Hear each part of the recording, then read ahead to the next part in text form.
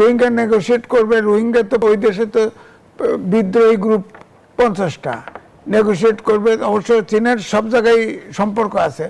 চীন তাহলে এটা আমাদের এই রোহিঙ্গাটা আগে করুক না, করে দিক, আমাদের বোঝা কমাক, তাই আমরা করিডোর করব, তাহলে বুঝবো যে তাদের সরলতা আছে। কৌশলগত ভারসাম্য আমাদের রক্ষা করতে হবে, কেউ বাধা দিলে আমরা শুনবো না, আমাদের ইন্টারেস্টে আমরা আগাবো। জনাব এম এ আজিজ, যেমনটি বিএনপি মহাসচিব মির্জা ফখরুল ইসলাম আলমগীর বলেছেন, বাংলাদেশের স্বার্থে চীনের সঙ্গে সম্পর্ক আরও দৃঢ় করা প্রয়োজন। অর্থনৈতিক উন্নয়ন, প্রযুক্তি হস্তান্তর, বিনিয়োগ ও কর্মসংস্থানের প্রয়োজনে বাংলাদেশ চায় চীনের মতো একটা শক্তি পাশে থাকুক। এই যে চীনের প্রতি যে বার্তা, সেটি আসলে ভূরাজনীতিতে কি বার্তা দিল? মির্জা ফখরুল ইসলাম আলমগীর পলিটিশিয়ান, বড় একটি দলের তিনি সাধারণ সম্পাদক এবং তিনি এলজিআরডি মিনিস্টার। তিনি যেভাবে পয়েন্ট ব্ল্যাঙ্ক বলেছেন, আমি মনে করি বাংলাদেশ কিন্তু একরকম ভূ রাজনীতি, আমি লিখেছিও, ভূ রাজনীতির চক্করে বাংলাদেশ এখন, আবার প্রথমে লিখেছিলাম ভূ রাজনীতির ফাঁদে বাংলাদেশ। এখন কিন্তু আপনি ধরেন চীনের সাথে যুক্তরাষ্ট্রের ডাইরেক্ট ইনভেস্টমেন্ট বাংলাদেশে এখনো বেশি। যুক্তরাষ্ট্রে আমরা গার্মেন্টস এক্সপোর্ট করি সবচেয়ে বেশি, গার্মেন্টসের 80% এক্সপোর্ট বিদেশেই করি, হ্যাঁ, তার ভিতরে যুক্তরাষ্ট্রই সিংহভাগ যায়। এখন ধরেন চীন যদি বাণিজ্য গ্যাপ বলেন, আমেরিকার সাথেও চীনের দূরত্ব বেশি, কিন্তু ভারতের সাথে অন্তর্বর্তীকালীন সরকারের সময় যে টানাপোড়েনটা তৈরি হয়েছিল, সেই টানাপোড়েনটা কিন্তু এখনো আছে, হ্যাঁ, পুরোপুরি ওঠে নাই। শুধু বরঞ্চ আমাদের প্রধানমন্ত্রী যখন চীনে ভিজিট করতে যায়, তখন হঠাৎ করে দেখা গেল যে ভিসাটা চালু হয়ে গেছে, হ্যাঁ। আর হ্যাংলা বাংলাদেশি আপনার মালয়েশিয়া আছে, চীন হসপিটাল করছে, থাইল্যান্ড আছে, লাখ লাখ লোক যা লাইন ধরছে, ভিসা নিয়ে চলে গেছে। যাই হোক, আমার কথা হলো যে ভারত 3 দিক বেষ্টিত, তাদের সাথে সম্পর্ক আমাদের তো আছে, সেটা আমার মনে হয় আমাদের সরকার কেন্দ্রীয় সরকারের সাথে আলোচনা করে এটা সমাধান করবে। তেমনি চীনের সাথেও আমাদের তো কৌশলগত আপনার ভারসাম্যপূর্ণ সম্পর্ক সবার সাথে থাকতে হবে। আমাদের পলিসি, পররাষ্ট্রনীতি তাই ছিল, সবার সাথে সম্পর্ক, কারোর সাথে শত্রুতা না। তো সেই ক্ষেত্রে আমরা একদিকে হলে পড়বো কেন? যার সাথে আমার সবার আগে বাংলাদেশ। এখন বর্তমান সরকার সম্পর্ক গভীর হলে ভারতের উদ্বেগ বাড়বে কি? বাড়তে পারে, কারণ তিস্তা মহাপরিকল্পনা যদি হয়, ভারত তাতে উদ্যোগ হবে না। পদ্মা যদি মহাপরিকল্পনা হয়, উদ্যোগ হবে না। আর নীলফামারী যদি ইন্টারন্যাশনাল এয়ারপোর্ট হয়, তাহলে তার চিকেন নেকের কাছাকাছি হয় না? তো এগুলো তো উদ্বেগের বিষয় আছে। আর ভারতের সবচাইতে উদ্বেগের বিষয়টা হচ্ছে, স্পর্শকাতর জায়গা হচ্ছে চিকেন নেক, যেটা ভৌগোলিক কারণে বাংলাদেশ কিন্তু খুব ইম্পর্টেন্ট। কারণ আপনি দেখেন, এবং ওখানে ভরত কার্ডার সে বলছে, লিখেছে, এবং সরকারকে, সে একজন থিঙ্ক ট্যাঙ্ক, সে বলেছে যে ফ্রান্স যেমন আপনার কি ম্যারিজোনা কিনে নিয়েছিল আপনার বাণিজ্যের জন্যে, তেমনি রংপুর বিভাগ কিনে নিয়ে যাওয়া উচিত $20 বিলিয়ন দিয়ে। কারণ আমাদের চিকেন নেক 20 থেকে 22 কিলোমিটার আছে, এটা যদি চীন অথবা শত্রু দেশ যদি এটাকে আটকায় দেয়, তাহলে 7 সিস্টার আলাদা হয়ে যাবে। সুতরাং আমাদের এটা 150 মাইল কিলোমিটার বাড়ানো উচিত। সেটা কি শুধুমাত্র একজন বিশ্লেষকের কথা, নাকি ভারতের অভ্যন্তরীণে এরকম আলোচনা চলছে? হিন্দু লিখেছে, সেটা বড় পত্রিকা, সে লিখেছে যে ভারতের সাথে এই যে আপনার পুশিন খেলাখেলি বাদ দিয়ে তাদের সাথে যেসব জায়গায় সমস্যা আছে, সমস্যাগুলি সমাধান করা উচিত, তাহলে তো হয়। এখন ধরেন পুশিন চলছে, এটা পশ্চিমবঙ্গের থেকে হচ্ছে না, হ্যাঁ, পুশিন, ওখানে আওয়ামী লীগের তো বহু লোক আছে, নেতারা আছে না, ওরা বাংলাভাষী মুসলমান না, এদের একজন পুশিন হয়েছে। পুশিন হচ্ছে পার্টিকুলারলি, আবার ওই ভরত কার্ডার বলছে যে ওখান থেকে যত মুসলমান হিন্দু আছে সব সরায় আনা হবে, মুসলমান ঢোকায় দেওয়া হবে। আবার আরো থিঙ্ক ট্যাঙ্ক আছে, তারা বলছে ফেনী নাকি আমাদের চিকেন নেক, সুতরাং হিল ট্যাক্স থেকে ওটা আলাদা করে ফেলবে। ওটা তো চিকেন নেক না, ওটা তো সমুদ্রে এসে ঢুকছে, ওখানে তো চিকেন নেক না, ভারতের মতো চিকেন নেক না। এই জন্যই বলছি যে আমাদের একদিকে আমরা তো দেখছি ভারত পুশিন করছে, আবার দণ্ডপ্রাপ্তদের ভারত আশ্রয় দিচ্ছে, বিষয়টা সাংঘর্ষিক নয় কি? না, ব্যাপারটা তো ওইটাই কায়দা করে বললাম যে ওখানে বাংলাদেশের প্রায় 1000 খানেক লোক আছে আওয়ামী লীগের, তারা তো অধিকাংশই মুসলমান, বাংলাভাষী মুসলমান, তাই না? ওখানে তো থিওরিটাই হচ্ছে সে 1950 সালে আপনার আসাম থেকে বাংলাভাষী মুসলমান খেদাও, ওইটাই এখন আপনার শুভেন্দু অধিকারী সে আপনার ওই ফর্মুলা অ্যাডপ্ট করছে। তো তাহলে আওয়ামী লীগের লোককে সরায় নাকা, ওরা তো বাংলাভাষী মুসলমান, ওদের তো কোনো কিছুই নাই, ভিসাও নাই, পাসপোর্টও নাই, কিচ্ছু নাই, সব বাতিল হয়ে গেছে। আবার শুভেন্দু অধিকারীর বাবা মা কিন্তু বরিশালে আগলঝাড়া উপজেলায় জন্ম, তো সে খালি হিন্দু ভাষা, মানে হিন্দু ভাষা, সে বাংলা ভাষা, বাংলাভাষী হিন্দু, তার মাও বাংলাভাষী হিন্দু, বাবাও বাংলাভাষী হিন্দু, সে হইতে পারে না, সে হইতে পারে না। এই জন্যই বলছি যে আমাদের এখন ইদানিং ওই চীনের শহর, আমাদের ধরেন ভারত ইম্পর্টেন্ট আমাদের জন্য, বন্ধু দেশ, আমরা মুক্তিযুদ্ধ তারা হেল্প করেছে, এটা ঠিক, 3 ভাগ ঘিরে, আমরা তো প্রতিবেশী সরাতে পারবো না, তাদের সাথেও সম্পর্ক দরকার। কিন্তু তারা যদি বাধা দেয় যে চীনের সাথে আমি সম্পর্ক করব না, কেন করব না? আমার যদি প্রযুক্তিগত হেল্প পাই, আমার যদি আমার প্রকল্পের সাহায্য পাই, আমি কেন করব না? হ্যাঁ, যেটা আছে যে চীন যেটা চাইছে করিডোর, অর্থনৈতিক করিডোর, সেটা কিন্তু বাংলাদেশ এখনো রাজি হয় নাই, কারণ এটা তো আপনার চিন্তা করতে হবে। কারণ চীন এও তো হতে পারে, চীন তো কি করবে জানা যায় না, চীন তো মালাক্কা ছোট্ট সরু জায়গা দিয়ে তারা আপনার শিপ দিয়ে মালামাল ক্যারিও করে। এখন তারা বিকল্প এটা করিডোর চায় কিনা কে জানে, সুতরাং ওটা তো হিসাবে রাখতে হবে। এই জন্য বাংলাদেশ বুদ্ধি চালাকি কাজ করছে, যারা টিম গেছে আলোচনা করছে, তারা শুনছে, এটা প্রস্তাব দিছে। কিন্তু আমার বক্তব্য হচ্ছে যদি চীন ফেয়ার প্লে করে, অর্থাৎ করিডোর করলো, তারা বলছে যে রোহিঙ্গা নেগোশিয়েট করবে, রোহিঙ্গা তো 50, ওই দেশে তো বিদ্রোহী গ্রুপ 50টা, নেগোশিয়েট করবে। অবশ্য চীনের সব জায়গায় সম্পর্ক আছে, চীন তাহলে এটা আমাদের এই রোহিঙ্গাটা আগে করুক না, করে দিক, আমাদের বোঝা কমাক, তাই আমরা করিডোর করব, তাহলে বুঝবো যে তাদের সরলতা আছে। নাহলে তো আমাদের তো, আমার মূল বক্তব্য কৌশলগত ভারসাম্য আমাদের রক্ষা করতে হবে, কেউ বাধা দিলে আমরা শুনবো না, আমাদের ইন্টারেস্টে আমরা আগাবো। অসংখ্য ধন্যবাদ জানাচ্ছি জনাব M A Aziz. Doctor Nasiruddin Ahmed, BNP বলছে চীনের সঙ্গে সম্পর্ক গভীর করার কথা, আবার একই সঙ্গে তারা বলছে যুক্তরাষ্ট্র এবং ভারতের সাথেও ভারসাম্যপূর্ণ সম্পর্ক বজায় রাখার কথা। কিন্তু বাস্তবে যদি আমরা চিন্তা করি, 3 পরাশক্তির পরস্পর বিরোধী এক ধরনের স্বার্থ রয়েছে, সেটি আসলে কিভাবে সমন্বয় করা সম্ভব? আমাদের ঐতিহাসিক প্রেক্ষাপটে আপনি শুরুতে যেটা বলেছিলেন যে বাংলাদেশের রাজনীতি এখন বৈশ্বিক একটা বিষয় হয়ে দাঁড়িয়েছে, এটা শুধুমাত্র এই বর্তমান প্রেক্ষাপটে চিন্তা করলে হবে না। আপনি দেখেন 75-এর পট পরিবর্তনের পরে যারা সেটা ঘটিয়েছিল তারা কিন্তু কেউ বাংলাদেশের ছিল না, তাদেরকে আশ্রয় প্রশ্রয় দিয়েছে বিদেশের একটা সুনির্দিষ্ট রাষ্ট্র। 1/11-র পর যারা কুশীলভ ছিল তারাও একটা রাষ্ট্রে আশ্রয় পেয়েছে। এই ঘটনা ঘটানোর পরে এই আমাদের গত 17 বছরে যে রিজিমটা ছিল সেটা চেঞ্জ হওয়ার পরে আজিজ ভাই যেটা বলেছেন, আমাদের জেনারেল সহ যারা গোয়েন্দার প্রধান ছিলেন, প্রাক্তন সেনা কর্মকর্তা ছিলেন, ইভেন সার্ভিং জেনারেল পর্যন্ত আরেকটা দেশে আশ্রয় পেয়েছেন। এবং একইভাবে আমরা দেখতে পাবো, অনেক ইতিহাস বলা যাবে যে বিদেশি রাষ্ট্রগুলোই কিন্তু বাংলাদেশ রাজনীতিতে ইনভলভ হওয়ার চেষ্টা করেছে। এবং নাম ধরে বলতে গেলে সুজাতা সিং এর কথা আমরা বলতে পারি, যিনি সবক দিতে এসেছিলেন বাংলাদেশের রাজনীতি কিভাবে হবে। 2014 নির্বাচনের আগে শেখ হাসিনা প্রকাশ্যে বলেছিলেন আমি গ্যাস দেইনি বলে, গ্যাস দিতে রাজি হইনি বলে যুক্তরাষ্ট্র আমাকে হটিয়ে দিয়েছে। উনি বলেছেন যে আমি সেন্ট মার্টিন দিতে রাজি হইনি বলে আজকে আমার এই অবস্থা। তো এইগুলো বিদেশকে ডেকে বাংলাদেশের রাজনীতিতে একটা আবহ তৈরি করা এবং তার মাধ্যমে নিজের স্বার্থ উদ্ধার করার, এটা নতুন কোনো প্রবণতা না, এটা অনেক পুরনো প্রবণতা। আবার ভারতকে উদ্দেশ্য করে শেখ হাসিনা এও বলেছে যে আমি ভারতকে যা দিয়েছি তারা তা কখনো ভুলতে পারবে না। হ্যাঁ, এটা তো বলেছেন, কিন্তু তার বিনিময়ে আপনি এনেছেন কি সেটা একটু বলেন, সেটাও তো আমাদের জানা দরকার। সেটা জানা দরকার না, আমরা আমাদের ভিতর দিয়ে ট্রানজিট দিলাম, কিন্তু আমরা কি নেপাল যেতে পেরেছি আমাদের গাড়িগুলো নিয়ে? আমরা কি পেয়েছি সেটাও তো দেখতে হবে, দিয়েছে শুধু দেওয়া হবে না।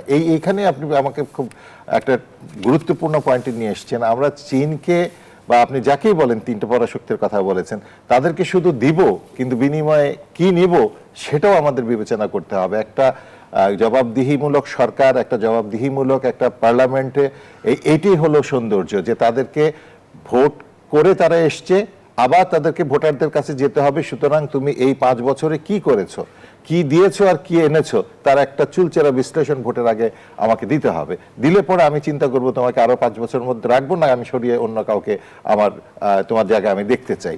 এই গণতান্ত্রিক চর্চাটাই হলো সবচেয়ে বড় শক্তি একটা রাষ্ট্রের। আমাদের মতো তৃতীয় বিশ্বের দেশগুলোতে বা যারা একটু পিছিয়ে পড়া রাষ্ট্র, তাদের সবচেয়ে বড় সুবিধা হলো যে আমাদের জনসংখ্যার সাইজ এত বড়, সে তুলনায় রিসোর্স কম। এই মানুষের চাহিদা কখনোই আমরা পূরণ করতে পারবে না একটা রাজনৈতিক সরকার, অসম্ভব চাহিদা। একটু বাংলাদেশের কথাই যদি চিন্তা করেন, এখন এই মুহূর্তে বাংলাদেশে কিন্তু কোনো বড় রকমের রাজনৈতিক মানে প্রতিপক্ষ নাই বর্তমান সরকারে, কিন্তু এই যে একদিন ছাত্ররা দাঁড়িয়ে যাচ্ছে, একদিন আপনার ওই অটোওয়ালারা দাঁড়িয়ে যাচ্ছে, একদিন হুজুররা দাঁড়িয়ে যাচ্ছে, এই ধরনের যে একটার পর একটা ঝামেলাগুলো তৈরি হচ্ছে, এগুলোর পিছনেও কিন্তু একেবারে যে মানে অলনে সাডেন এগুলো হচ্ছে এটা বলা যাবে না। এটার পিছনে কিন্তু অনেক ইয়ে থাকে, ওই পরিকল্পনা থাকে, বিশ্বাস থাকে। এবং পাকিস্তান হলো একটা সর্বশেষ উদাহরণ। বেলুচিস্তানে আপনি দেখেন কি হচ্ছে আজকে। এই সবগুলো কিছু মিলে মানে হচ্ছে বেলুচিস্তানের দুর্ভাগ্য যে তাদের সীমান্তটা পড়েছে ইরান এবং আফগানিস্তানের সাথে, যেটা হলো আবার আমেরিকার শত্রু। আবার বেলুচিস্তানে রয়েছে আপনার হলো চীনের একটা পোর্ট।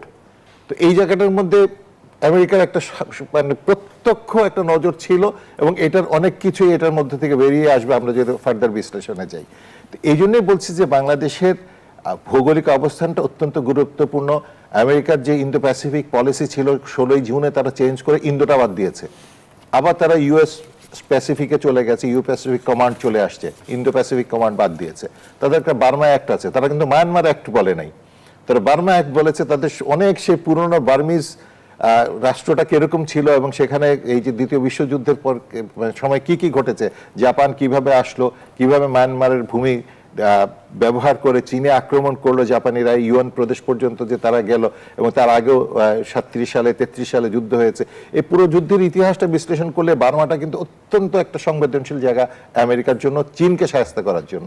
সুতরাং এই জায়গায় চীনের যে করিডোরটা হবে, আপনি জানেন যে সেখানে আমরা চীন একটা পপুলারলি ওখানে বলে কিয়োক ফিউ পোর্ট, যেটা চীন করেছে 2013 সালে। সেখান থেকে কিন্তু অলরেডি গ্যাস পাইপলাইন চলে গেছে ইউএন পর্যন্ত, যেটা এখন গ্যাস যাচ্ছে। তারপরে 2017 সালে তেলের পাইপলাইন গেছে। এখন তারা যে করিডোরটা করছে সেটা তারা রাস্তা করবে, এবং সেই করিডোরটা থেকেই যে গ্যাস পাইপলাইন আছে এবং তেলের পাইপলাইন আছে এবং যে রাস্তা আছে, সেটাই আরেকটা করিডোর হিসেবে তারা বাংলাদেশে আনার প্রস্তাব দিয়েছে। অল্প খরচে তারা বাংলাদেশকে কানেক্ট করতে পারছে, এবং বাংলাদেশের যদি সীমান্ত পর্যন্ত পৌঁছে যায়, তারা মাতারবাড়ি পোর্টের কিন্তু একটা অ্যাডভান্টেজ পেয়ে যাবে। আবার চীনকে একটা বড় অর্থনৈতিক অঞ্চল দিয়েছে বাংলাদেশ, সেটাও কিন্তু এই আমাদের সীমান্তবর্তী এলাকার কাছাকাছি, ওখান থেকে কিন্তু খুব বেশি দূরে না। ওখানকার যে এনার্জি সিকিউরিটিটা দরকার, সেটার জন্য চীন কিন্তু এটা একটা বিকল্প হতে পারে। আবার চীনের যদি কখনো বড় আকারের তেলে, যেটা একটু আমাকে আজিজ ভাই টাচ করলেন, মালাক্কা স্ট্রেটটা যদি কোনো কারণে ব্লকেড হয়ে যায় আমেরিকার কারণে, তো তার তেল লাগবে, তখন তেলটা এই বঙ্গোপসাগর পর্যন্ত আসতে তাদের অসুবিধা হবে না। কিন্তু এরপরে ওরা চীনে ঢুকাবে কোন দিক দিয়ে? এই জন্য কিন্তু তারা শ্রীলঙ্কাতে বেস করেছে, আপনার ভারতের পার্শ্ববর্তী জায়গার মধ্যেই কিন্তু তারা একটা এই যে পোর্টটার কথা বললাম সেটা করেছে। ওখানে কিন্তু ভারতেরও পোর্ট আছে, সোয়াতে পোর্ট আছে। ভারতও কিন্তু করিডোর করছে মিজোরামকে সাপোর্ট দেওয়ার জন্য। করিডোর কার স্বার্থ রক্ষা করবে, চীনের, মিয়ানমার না বাংলাদেশের? করিডোর প্রথমত তো চীনের স্বার্থ রক্ষা করবে নিঃসন্দেহে, কিন্তু বাংলাদেশের একটা স্বার্থ এখানে আদায় করে নেওয়ার মতো সুযোগ আছে। কি স্বার্থ? এক নম্বর হলো যে করিডোরের যে আমি দেব, তার বিনিময়ে আমি কি পাবো, আমাকে কি দিই, আমার বেনিফিটটা কি? অনেকেই বলছেন রোহিঙ্গা প্রত্যাবাসনের একটা প্রক্রিয়া হয়তো এটার মধ্যে দিয়ে শুরু হতে পারে। আওয়াজ উঠেছে কুকি চীন অলরেডি সারেন্ডার করার জন্য তৈরি হয়েছে। এখানে যেই বিচ্ছিন্নতাবাদী দলগুলো আছে এই সীমান্তের মধ্যে, আরাকান আর্মি সহ অন্যান্য যারা আছে, এরা দেখেন চীনের একটা জিনিস বুঝতে হবে যে তারা সেন্ট্রাল গভর্নমেন্টের উপর কিন্তু প্রচন্ডভাবে আধিপত্য বিস্তার করে রেখেছে, যার জন্য সামরিক জান্তারা এতদিন ধরে টিকিয়ে আছে এবং একটা জ্বালা পোড়া মানে অনেক কিছু করছে যেটার বিরুদ্ধে কিছু করা যাচ্ছে না। সেই মায়ানমারের মধ্যে এই যে বাহিনীগুলো তৈরি হলো, কাদের পৃষ্ঠপোষকতায়, কার ইন্ধনে জেগে উঠলো তারা এইভাবে? আরাকান তো দখল হয়ে গেছে অলমোস্ট অনেকখানি জায়গা। সীমান্তবর্তী এলাকায় এখন আর কোনো বর্ডার পুলিশ, যেটা মায়ানমার সেন্ট্রাল গভর্নমেন্টের নিয়ন্ত্রণে ছিল, তারা নেই। তারা ওখানে ট্যাক্স সিস্টেম চালু করেছে, ফেডারেল গভর্নমেন্টটা চালু করেছে। এটা হলো চীনের একটা কূটনীতির আরেকটা বিষয়, যে তারা সেন্ট্রাল গভর্নমেন্টের উপর চাপ তৈরি করার জন্য, যে তুমি আমার কথা মতো যদি উঠবস না করো, তাহলে কিন্তু আমি এই উগ্রবাদী দলগুলো যেভাবে করছে এগুলো কিন্তু উস্কাই দেবো, তুমি টিকতে পারবে না। এই পলিসিটা বেলুচিস্তানে হচ্ছে, এখানে হচ্ছে, এবং মানে পৃথিবীর বহু জায়গাতেই একই গেম হচ্ছে। বাংলাদেশকে সেখান থেকেই বেরিয়ে আসতে হবে, তাদের সেই রাজনৈতিক এবং কূটনীতিগত যে বিচক্ষণতা সেটা পরিচয় দিতে হবে। একটা পপুলার কথা ছিল বাংলাদেশের যে সবার প্রতি বন্ধুত্ব, কারো প্রতি শত্রুতা নয়, কিন্তু সেটা ভেঙে দিয়েছিলেন জুনিয়র বুশ যখন আপনি এই মিডল ইস্টে প্রথম গালফ ওয়ারে আক্রমণ করেন। উনি বলেছিলেন, হয় তুমি আমেরিকার পক্ষের লোক, না হলে আমেরিকার বিপক্ষের লোক, তুমি নিরপেক্ষ বা দর্শক বা অবজারভার বলে কোনো কথা নাই, হয় পক্ষে আসো নাহলে বিপক্ষে, আমি ধরে নিব তুমি আমার বিপক্ষে।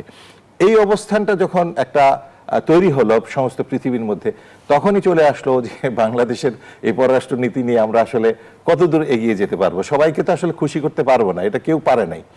আর একটা পার্টিকুলার দেশের প্রতি অনুরক্ত হলে বা তাকে ফেভার দিলেই যে ক্ষমতায় টিকে থাকা যায়, এটা ভুল প্রমাণিত হয়েছে আমাদের 24শে গণ আন্দোলনের সময়।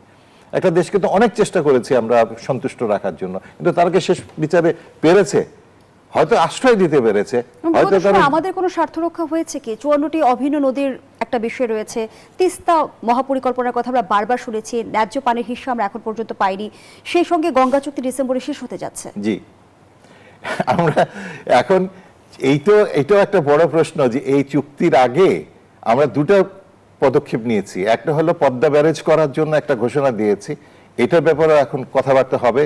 যখন আমাদের ডিসেম্বরের এই যে চুক্তিটা ছিল সেটা বাতিল হয়ে যাবে বা সেটা শেষ হবে, তখন তো 3টা ঘটনা ঘটতে পারে, 4 নম্বর ঘটনা ঘটবে না। এক, এই চুক্তির একটা এক্সটেনশন হতে পারে, যে চলো আমরা চূড়ান্ত না পাওয়া পর্যন্ত, ঘোষণা না আসা পর্যন্ত এটা মেনে চলি। 2, এটা বাতিল হয়ে যেতে পারে, যে আলোচনা একমত হতে পারলো না দুই পক্ষ, উঠে চলে আসলো, আমি আজকে থেকে চুক্তি মানি না। 3, যেটা হতে পারে যে নতুন কোনো চুক্তি হতে পারে, যে নতুন করে একটা সমঝোতার মধ্যে গেলাম। এর বাইরে 4 নম্বর তো আর কিছু অপশন নেই। তো এই অপশনগুলোতে কিন্তু বার্গেনিং হবে।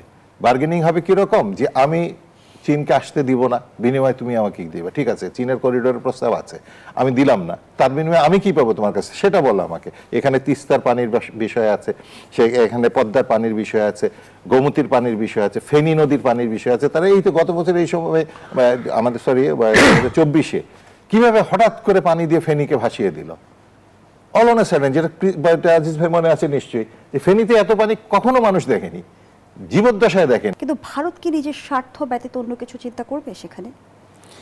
পৃথিবীর দেশ কোনোটাই কিন্তু নিজেদের স্বার্থের বাইরে যাবে না, এটাই স্বাভাবিক।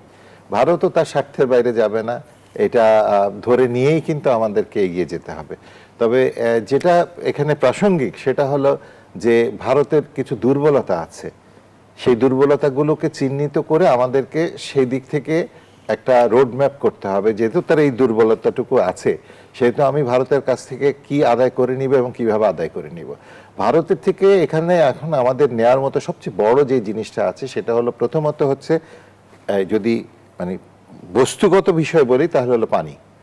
পানির অপর নাম জীবন। আমাদের কৃষি, আমাদের অর্থনীতি, আমাদের পরিবেশ, আমাদের মানব জীবন যেটা উত্তরাঞ্চল এবং নদীবাহী অববাহিকা অঞ্চলে, সেটা পানি নির্ভর। সুতরাং এই পানিটা আমরা কি করে ভারতের কাছ থেকে নিশ্চিত একটা যোগান পেতে পারি? হ্যাঁ, ভারতের অভ্যন্তরীণ রাজনীতি এবং মমতা ব্যানার্জি যেটা বলেছেন, এটা তার পক্ষে তার রাজনৈতিক চেয়ারে বসে বলা স্বাভাবিক, যে আগে পশ্চিমবঙ্গের মানুষ পানি পাবে, তারপর অন্য কেউ পাবে কিনা সেটা বিবেচ্য বিষয় আসবে।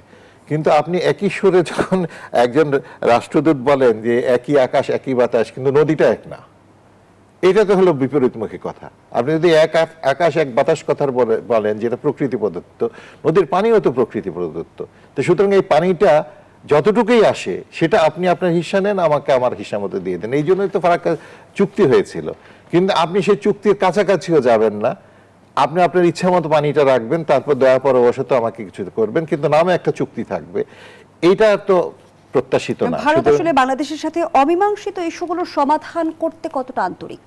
আন্তরিক নয়, আপনাকে এক কথায় বলে দেওয়া যায়। আমি দুটো উদাহরণ আপনাকে দিই। দেখেন, এক সময় কিন্তু আমাদের যে পিকে হালদার বলে একজন কুখ্যাত মানে ব্যাংক ডাকাত ছিলেন, যিনি এনআরবি গ্লোবাল ব্যাংকেরও বোধহয় এক সময় খুব টপ পজিশনে ছিলেন। তারপর অর্থনৈতিক কাজ যারা করে, বিভিন্ন কোম্পানির মালিক ছিলেন। উনি প্রচুর অর্থ নিয়ে চলে গেলেন এবং তিনি ধরা পড়লেন, কিন্তু তাকে বাংলাদেশ ফেরত চাইও কিন্তু পায় নাই। অতি সম্প্রতি ওসমান হাদি হত্যাকাণ্ডের হত্যাকাণ্ডের যে যে প্রধান অভিযুক্ত সে চলে গেল ইন্ডিয়াতে, ধরাও পড়লো, কিন্তু তাকে আমরা চেয়েও পাইনি। তাহলে কি প্রত্যর্পণ যে চুক্তি রয়েছে বাংলাদেশ ভারতের মধ্যে সেটি শুধুমাত্র কাগজে কলমে সীমাবদ্ধ? এখানে একটা চমৎকার একটা গ্যাপ রেখে দিছে এখানে। ওই চুক্তির অধীনে কিন্তু অনুপ চেটিয়াকে তারা 2015 সালে ফেরত নিয়েছে, ওই চুক্তি ফলো করে। হ্যাঁ, অনুপ চেটিয়াকে ফেরত নিয়ে গেছে, বাংলাদেশে সে ছিল, কিন্তু এই দুজনকে ফেরত দেয়নি। কারণ কি? তাদের ওখানে একটা ক্লজ আছে যে উভয় সরকারকে, এটা আজিজ ভাই একটু ইয়ে করেছেন, টাচ করেছেন, তাদেরকে কনভিন্সড হতে হবে যে যাকে ফেরত চাওয়া হচ্ছে সে তাকে ফেরত দিতে বাধ্য নয়। তারা কোনো দেশ বাধ্য নয় তাকে ফেরত দেওয়ার ব্যাপারে। তারা কনভিন্স যদি হয় যে হ্যাঁ এটা, সেখানে আপনি রেড অ্যালার্ট জারি থাকুক আর সেখানে ইন্টারপোলের যত ইয়ে থাকুক, কেউ যদি কাউকে আশ্রয় দিয়ে লুকিয়ে রাখে, যেমন আপনি মনে করেন যে আমরা যেটুক শুনতে পাই যে এখন শেখ হাসিনার অবস্থান যেখানে আছে সেখানে কোনো ইন্টারপোলের কোনো পুলিশের প্রবেশাধিকার ঘটবে না, ঘটার কোনো সুযোগই রাখা হবে না। শেখ হাসিনা কিভাবে আছে, কিভাবে আছেন এটা তো আমরা অনুমান করতে পারি যে উনি এমন একটা প্রোটেকশনের মধ্যে আছেন যেখানে কোনো সাংবাদিক পৌঁছে না। উনি রয়টার্সকে ইয়ে দিচ্ছেন, সাক্ষাৎকার দিচ্ছেন, এর আগে আমরা ভয়েস মেসেজ দিচ্ছেন, সাক্ষাৎকার দিয়েছি, ইমেইলে দিয়েছেন, টেলিফোনের সাক্ষাৎকার দিয়ে ভয়েসে দিচ্ছেন, মানে যেখানে কোনো জনমানস প্রবেশের কোনো সুযোগ শেখ রাখছে হাসিনা না। কি বন্দী অবস্থায় আছে? এটাকে বন্দি আপনি এক সেন্সে বললে তো বন্দি বলা যায়, আরেক সেন্স হলো কঠোর নিরাপত্তা বলয়ের মধ্যে আছেন, যেটাকে যে ইচ্ছা করলে তো আপনি বঙ্গভবনে ঢুকতে পারবেন না। তাহলে আমাদের রাষ্ট্রপতি কি বন্দি অবস্থায় আছেন? এটাকে বন্দি বলা যাবে না, এটা একটা নিরাপত্তা বলয়ের মধ্যে আছেন। ইচ্ছা করলে তার সাথে কেউ দেখা করতে পারবেন না বা কথা বলতে পারবে না। ইভেন উনি যে পানিটুকু খাবেন সেটা উনি বললে হবে না যে আমি পুকুরের পানিই খাবো। এইখানেও কিন্তু কতগুলো প্রোটেকশন আর সিকিউরিটি মেকানিজম থাকে।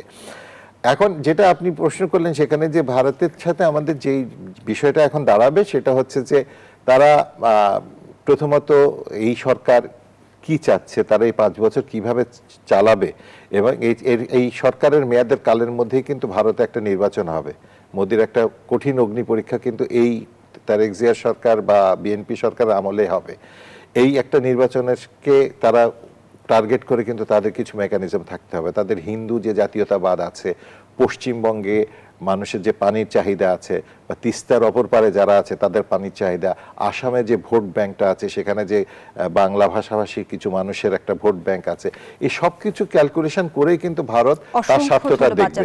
সুতরাং আমাদের ভারতের স্বার্থ বিলিয়ে দিয়ে কিছু করবে এটা একেবারে অসম্ভব, কোনোদিনই করবে না, কোনো রাষ্ট্রই করে না, কিন্তু বাংলাদেশ সেটা বুঝতে হবে কোন দিকে দুর্বলতাটা আছে, আদায় করার উপায়টা কি। জনাব এম এ আজিজ, যেমনটি ডক্টর নাসিরউদ্দিন বলছিল, শেখ হাসিনা যে অবস্থায় ভারতে এখন অবস্থান করছে, ভারতের সায় ছাড়া ডিসেম্বরে ফেরার ঘোষণা শেখ হাসিনা দিতে পারেন কি? দেখেন, প্রশ্ন হচ্ছে তিনি ইন্টারভিউ দিয়েছে 5টায় মোটামুটি। রয়টার নিয়ে আলোচনাটা বেশি হচ্ছে কারণ এটা আন্তর্জাতিক, তাই না, ভারতের না। কিন্তু একমাত্র বাংলাদেশে গদি মিডিয়া আছে, অর্থাৎ নরেন্দ্র মোদীর অনুগত, এবং রয়টার্সের যে সংবাদদাতা সে কিন্তু ভারতের।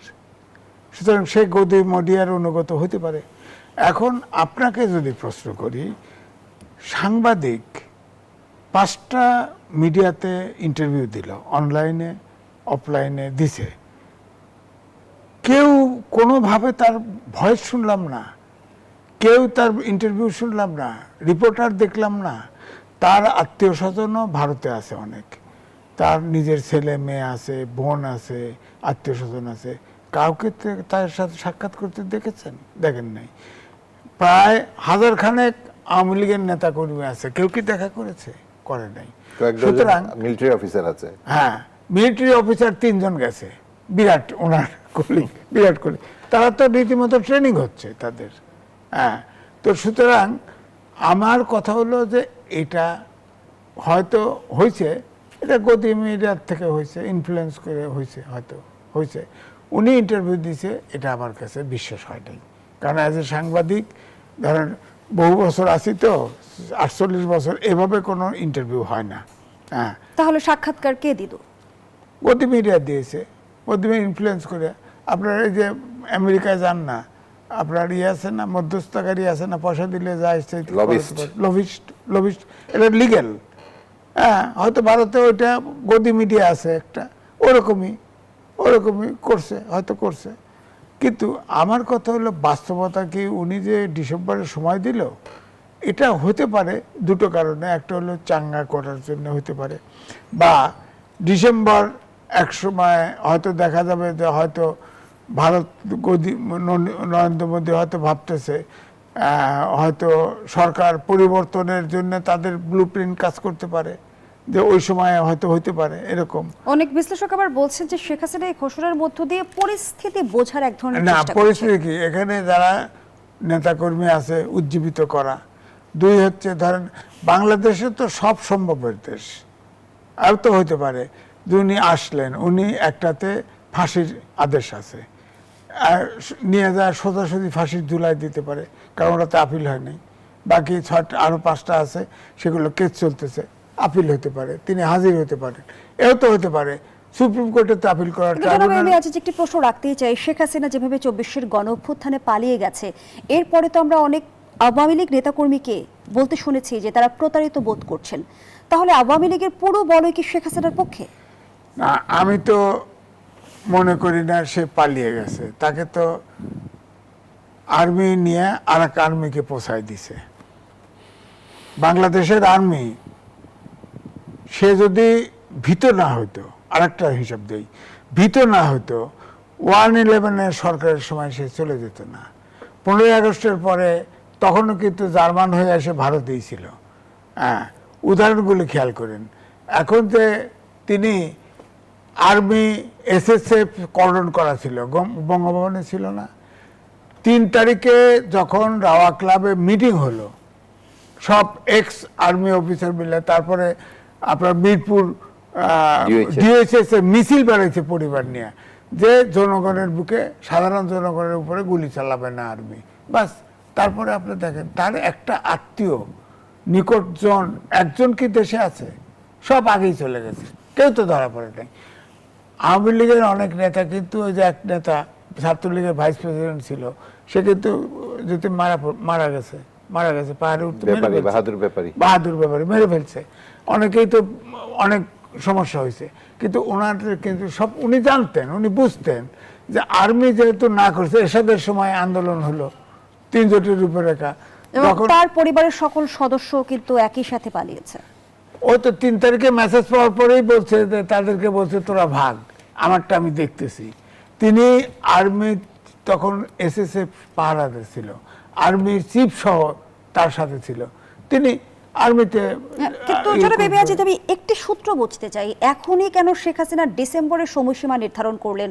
যখন আমরা দেখলাম প্রধানমন্ত্রী সম্প্রতি চীন সফর করেছে, যখন আমরা দেখলাম যে আওয়ামী লীগের সংগঠন হিসেবে তদন্ত চলছে আন্তর্জাতিক অপরাধ ট্রাইব্যুনালে, সেই সময় হঠাৎ করে শেখ হাসিনা ডিসেম্বরে ফেরার ঘোষণা দিলেন। ভারতের কোনো সমীকরণ দেখেন কিনা? সূত্র মেলে কি? ভারত আমাদের বাংলাদেশের নির্বাচিত সরকারকে চাপে রাখা, কারণ আমার ধারণা কমপক্ষে 30টা চুক্তি সমঝোতা স্বাক্ষর করেছে শেখ হাসিনা, সব ভারতের অনুকূলে। হ্যাঁ, এবং এইটা যাতে বাংলাদেশ রিভিউ করতে না পারে, এটার জন্য চাপ দেওয়া দরকার, চাপ রাখছে। দ্বিতীয়টা, ভারতের পররাষ্ট্র নীতি ভিন্ন। দক্ষিণ এশিয়ার একটি দেশের সাথে সম্পর্ক নাই, মালদ্বীপ থেকে পর্যন্ত উঠে গেছে। তারা চায় যে সেই প্রথম আপনার অস্থায়ী সরকারের সাথে চুক্তি করছিল, এটা অনেকেই জানে না।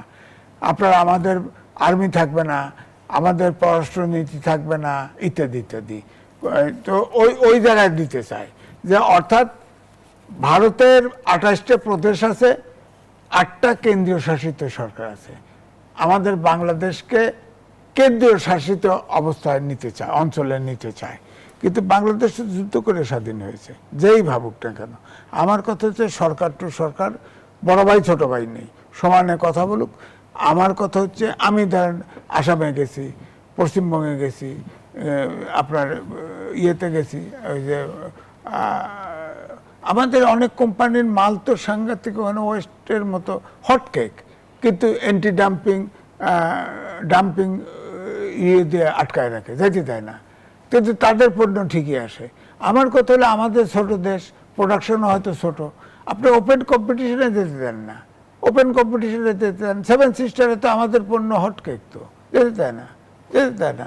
সুতরাং আমার কথা হচ্ছে, দি হিন্দু যে লিখেছে, আমাদের যেখানে বার্নিং, যেমন পানির ইস্যু আলোচনা করলেন, শোনেন গঙ্গার পানি গ্রীষ্মকালে থাকে না, আপনার গজলডোবায় তিস্তার পানি, গজলডোবায় পানি থাকে না। আওয়ামী লীগের সময় আলোচনা হয়েছিল যে গজলডোবায় 50-50 ভাগ হবে, হ্যাঁ, মানে গ্রীষ্মকালে 50-50 মমতা বিরোধিতা করছে, কারণ মমতাই তো পয়সা পায় না। তিস্তা তো আপনার উপরে 8টা বিদ্যুৎ প্রকল্প করছে, পানি তুলে নেয়। তারপর 40টা রিভার রিঙ্কিং প্রজেক্ট করতেছে, আন্তর্জাতিক রিভার প্ল্যান, টাকা নেই দিয়ে করতে পারতেছে না। এইটা যদি করতে পারে, বাংলাদেশে তো কোনো এক ফোঁটা পানিও আসবে না।